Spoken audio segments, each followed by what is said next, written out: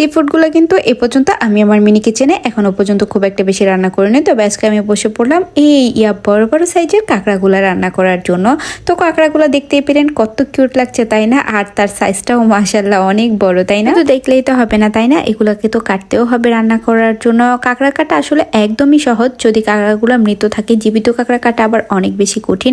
এই যে খোলস থেকে আমি কাঁকড়ার মাংসটা আলাদা করে নিলাম, আর এই খোলসটার ভেতরে ময়লা আছে সেটা আমি ফেলে দিব, শুধু এই মাংসটাই নিব আর কাঁকড়ার হাত পাগুলা নিব। একটুখানি আপনাদেরকে দেখানোর চেষ্টা করছিলাম খোলসটার ভেতরে কতখানি ময়লা, অনেক বেশি ময়লা ছিল। যাই হোক বাকি কাঁকড়াগুলাও কেটে নেই আমি, দুইটা কাঁকড়া দুইটাকেই তো কাটতে হবে তাই না। এই তো আমার কাঁকড়াগুলো প্রায় কাটা শেষ, এখন এগুলাকে ভালোভাবে ধুতে হবে। আসলে চেষ্টা করবেন সবসময় কাঁকড়াটাকে ঘষে ঘষে ভালোভাবে ধোয়ার, যেটা আমি অফ ক্যামেরাতে কেউ করে নিয়েছি। লাস্ট একবার ফাইনাল ধোয়া দিয়ে দিচ্ছি এখানে রান্না করার আগে। আর আমি এখন কাঁকড়াটা যেভাবে রান্না করা দেখাবো ওইভাবে যদি কাঁকড়াটা রান্না করেন, বিশেষ করেন এটার প্রেমে পড়ে যাবেন। এটা খেতে কিন্তু অনেক বেশি মজা লাগে এভাবে করে রান্না করলে। হয়তো বা আমার অনেক আপুরাই পারেন এভাবে রান্না করতে, কিন্তু তারপর আমি একবার দেখিয়ে দিচ্ছি। আর মজার ব্যাপার কি জানেন, আমি এই প্রথম কাঁকড়া রান্না করছি, আর তাও আবার আমার এই মিনি কিচেনে রান্না করছি। আর প্রথমবার রান্না করে এটা যে এত বেশি মজা হবে সেটা আমি ভাবতেও পারিনি। আর এটা কিন্তু আমি ইউটিউব দেখে এই রেসিপিটা শিখেছি।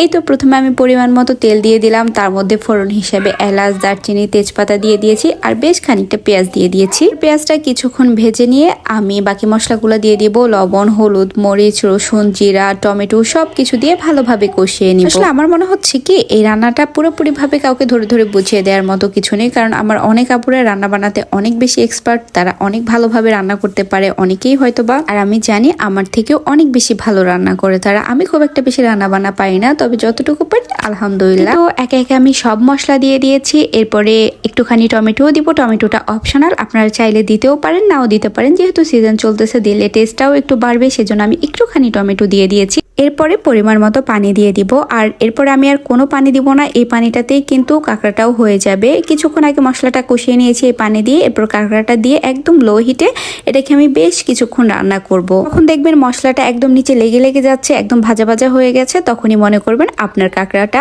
একদম পারফেক্ট ভাবে রান্না হয়ে গেছে। এই যে দেখেন এভাবে কালারটাও অনেকটা পরিবর্তন হয়ে গেছে, দেখতে খুব লোভনীয় লাগছে তাই না। আর খেতেও এটা কিন্তু অনেক বেশি মজা হয়েছে। আপনারাও চাইলে এই রেসিপি ফলো করে কাঁকড়া রান্না করতে পারেন, বা যে যার মতো করে রান্না করে নিতে পারেন। এভাবেই রান্না করেন না কেন, কাঁকড়া কিন্তু খেতে অনেক বেশি মজা। যারা খেয়েছেন তারা তো অবশ্যই জানেন, আবার অনেকেই পছন্দ করে না, সেটা যার যার ব্যাপার। যাই হোক আমার যেসব কলিজার আপুরা ভাইয়েরা এতক্ষণ পর্যন্ত ধৈর্য ধরে কষ্ট করে আমার ভিডিওটা দেখেছো, তাদের সবাইকে অনেক অনেক অনেক ধন্যবাদ। কারা আমার পুরো ভিডিওটা দেখেছো অবশ্যই কিন্তু জানিয়ে যাবা। ভিডিওটা যদি ভালো লেগে থাকে অবশ্যই একটা লাইক দিয়ে যাবা, এবং যদি আমার পেজে নতুন হয়ে থাকো অবশ্যই আমার পেজটাতে একটা ফলো দিয়ে যাবা, যাতে করে আমি তোমাদেরকে ভবিষ্যতে আরো সুন্দর সুন্দর এরকম মিনি কিচেনের ভিডিও দিতে পারি। সে পর্যন্ত সবাই ভালো থাকবা, সুস্থ থাকবা। আল্লাহ হাফিজ।